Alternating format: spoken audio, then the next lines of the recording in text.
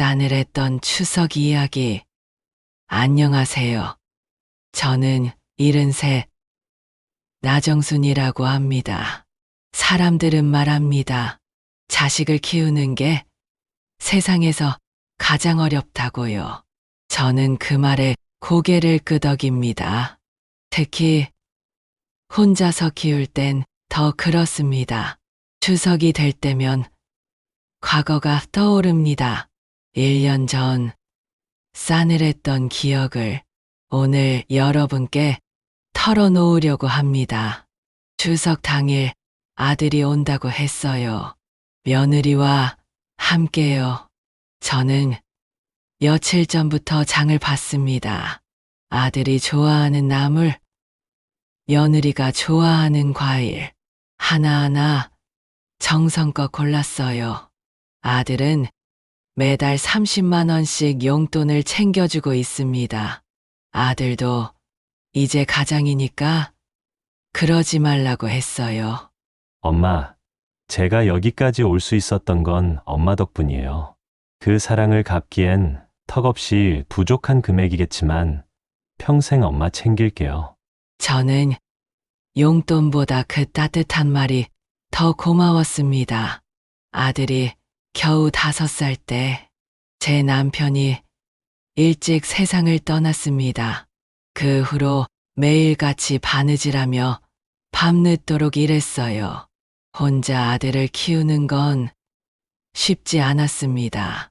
하지만 포기하고 싶지 않았어요. 내 아들만큼은 꼭 제대로 키우고 싶었습니다. 아들은 열심히 공부했습니다. 장학금도 받았어요. 자랑스러웠습니다. 졸업식 하던 날, 엄마, 고생 많으셨어요. 이제 제가 엄마 모시게요. 고맙다. 그런데 취업 준비하는 아들에게 청천벽력과 같은 일이 일어났습니다. 림프종입니다. 잠기고요. 항암 치료를 시작해야 합니다. 아들이 암 선고를 받았을 때 세상이 무너지는 줄 알았습니다. 엄마가 옆에 있을게. 꼭 살릴 거야. 제가 가진 돈을 다 쏟아부었습니다. 전 재산이 바닥났지만 후회는 없었어요. 1년 6개월이었습니다. 그 긴 시간 동안 저는 단 하루도 아들 곁을 떠나지 않았어요. 끝까지 포기하지 않았더니 완치 판정을 받았습니다. 아들과 껴안고 펑펑 울었습니다. 기적이었습니다. 아들의 두 번째 인생이 시작된 거예요. 2년 동안 회복에 더 집중하며 다시 취업 준비를 했고 취업도 했습니다. 첫 월급을 받아온 날 아들이 봉투를 건넸어요. 엄마, 이거 받으세요. 뭐니? 이게 뭐야? 월급 받았어요. 엄마, 이게 다 엄마 덕분이에요. 앞으로 제가 평생 엄마 챙길 거예요. 아이고, 네가 건강한 게 효도야. 그때부터 아들은 매달 150만 원씩 챙겨줬습니다. 너무 많다고 했지만 아들은 고집을 꺾지 않았어요. 그리고 건강해진 아들이 결혼했습니다. 예쁜 며느리였어요. 성격도 참 좋았죠. 어머니, 앞으로 잘 부탁드려요. 제가 효도 열심히 하겠습니다. 고맙구나. 우리 아들 잘 부탁한다. 그리고 아들이 매달 주었던 용돈 150만 원은 30만 원으로 줄었습니다. 저는 당연하다고 생각했어요. 아들도 이제 가장이 됐으니까요. 그렇게 서로에게 고마워하며 3년이 지났어요. 아들이 며느리와 추석 당일에 오겠다고요. 명절 음식을 혼자 준비하는 게 힘들었지만 좋았습니다. 오랜만에 가족이 함께 모이는 날이니까요. 엄마, 잘 지내고 있었어요? 그래, 엄마는 괜찮아. 너희는 잘 지냈고? 어머님, 음식하시느라 힘드셨죠? 못 도와드려 죄송해요. 오는 길에 어머님 좋아하시는 과일 사왔어요. 세상에, 맛있겠다. 며느리는 언제나 예의 바르고 상냥했습니다. 어머니, 저 뭐 할까요? 거의 다 했어. 그럼 나물 좀 묻혀줄래? 네, 알겠습니다. 며느리는 서툴었지만 항상 밝고 적극적이었어요. 평범했지만 행복한 순간들이었습니다. 이런 시간이 영원했으면 좋겠다고 생각했어요. 식사를 마치고 거실에 모여 이야기를 나누었어요. 엄마, 저번에 용돈 받으셨죠? 보너스 받아서 더 챙겨드린 거예요. 매달 용돈 챙겨주는 것도 고마운데 뭘 또 챙겨. 저는 통장을 확인해 보지 않았는데 아들이 그렇게 말해줘서 알았어요. 엄마가 날 어떻게 키웠는데 받으셔야죠. 고맙다, 아들아. 며느리는 그저 미소로 우리를 바라봤습니다. 어머님, 제가 과일 좀 깎을까요? 네가 손님인데 내가 할게. 엄마, 요즘 건강은 어떠세요? 혹시 아픈 데 없으세요? 괜찮아. 엄마가 아직 팔팔하지. 걱정 마렴. 어머님, 정기검진은 받으세요? 응. 작년에 받았어. 다 괜찮다고 하더라. 올해도 꼭 받으세요.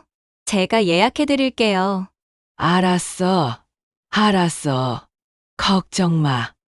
자, 어서 먹자. 사과가 달아서 맛있을 거야.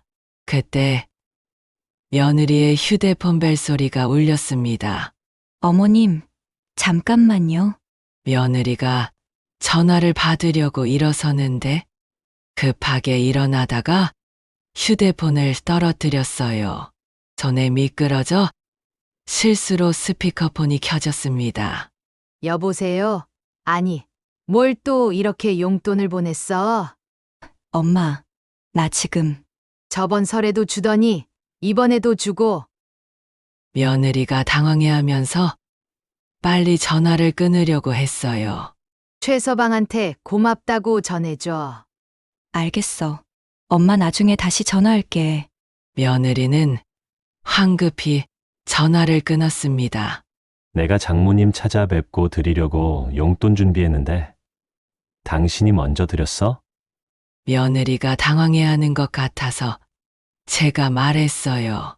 명절 때마다 여기로 먼저 오니까 사돈께 죄송해서 용돈 먼저 드렸나 보지. 네, 맞아요, 어머님. 그래? 내가 직접 찾아뵙고 100만 원 용돈 드린다고 했잖아. 그때 저는 놀랐어요. 100만 원. 보너스를 많이 받아서 이번 추석에는 양가 부모님께 100만 원씩 용돈 드리기로 했거든요. 순간 이상하다고 생각했어요. 제 통장에 입금될 때마다 문자가 오는데 이번 달에도 저번 달처럼 30만 원 입금됐다는 문자만 왔었거든요. 이상하다. 30만 원 입금 문자만 왔었는데 30만 원이요? 아니에요. 이번에 추석 용돈까지 다 해서 200만 원이 입금됐을 텐데요.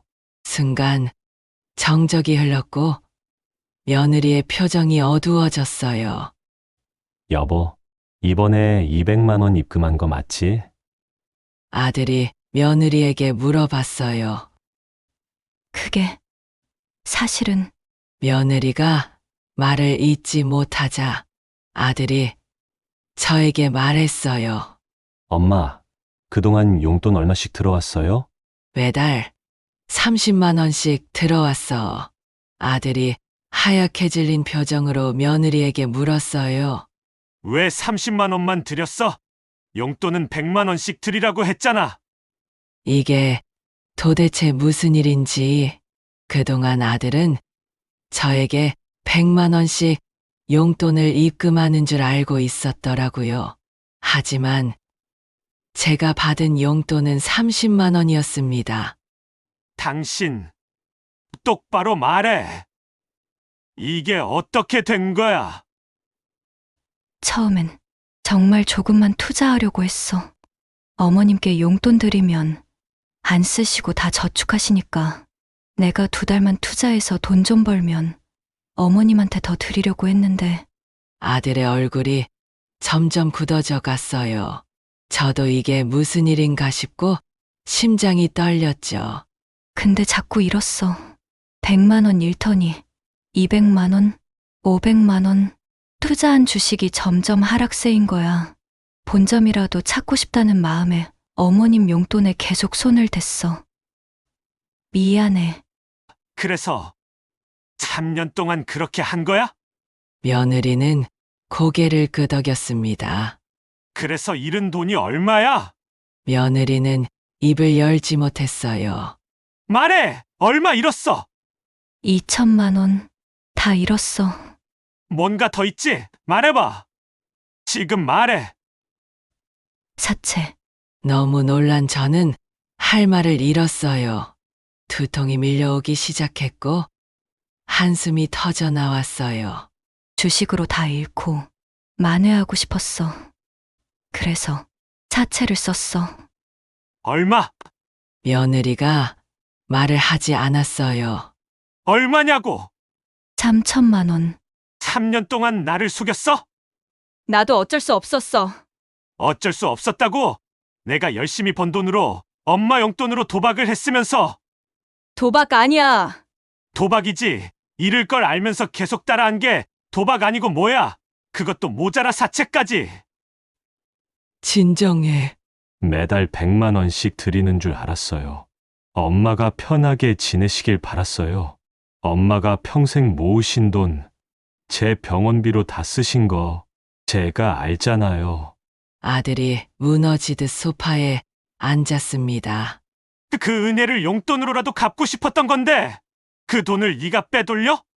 그때 며느리가 아들에게 다가갔어요. 어머님께는 매달 100만 원씩 드리고 우리 엄마한테는 명절 때만 용돈 드렸잖아.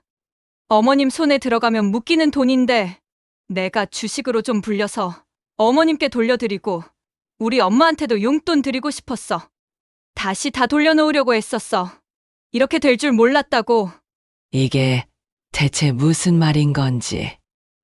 얘야, 3년 동안 한 번도 마음이 찔리지 않았니?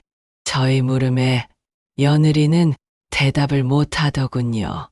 매달 나한테 30만 원 주면서 아들한테는 100만 원 줬다고 거짓말하면서 미안하지도 않았니? 미안했어요. 매번 미안했어요. 그래서 꼭 되돌리고 싶은 마음에. 아들은 머리를 쥐어짰고 저는 더 이상 아무 말도 하지 못했습니다. 그 후로 어떻게 되었냐고요? 몇 달 뒤 아들이 혼자 저에게 찾아왔어요. 이혼하기로 했다고 하더라고요. 예상은 했지만 가슴이 철렁했어요. 3년 동안 매일 거짓말한 며느리를 용서할 수가 없대요. 돈을 가로채고 그걸로 주식하고 사채까지 써서 빚까지 생겼으니 충분히 그럴 만하다 생각했습니다. 정말 믿었었는데. 아들은 울음이 터졌고 말을 이어가지 못했어요. 저는 그저 아들을 안아줄 수밖에 없었습니다. 6개월이 지났고 아들은 이혼했습니다. 명절이면 혼자 내려와서 저와 함께 연휴를 보내고 갑니다. 우리는 약속이라도 한 듯 그때 일은 말하지 않아요. 다시 집으로 돌아가는 아들 뒷모습을 보면 마음이 씁쓸하기도 합니다.